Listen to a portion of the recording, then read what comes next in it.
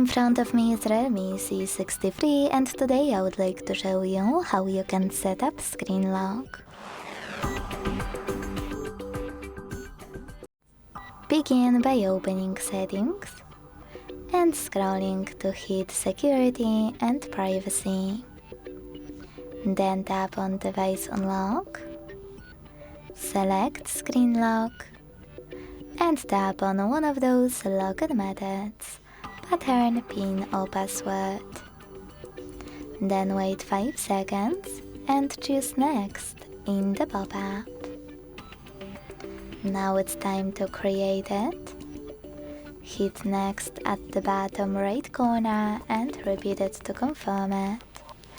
Then hit OK. Now answer this question by choosing one of the available options. What do you want your lock screen to show? Show all notification content, hide sensitive content, or hide all notifications. Wherever you decided, when you're ready, select Done.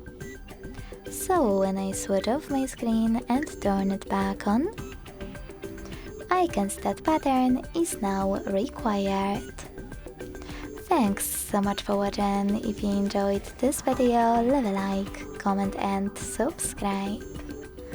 Bye!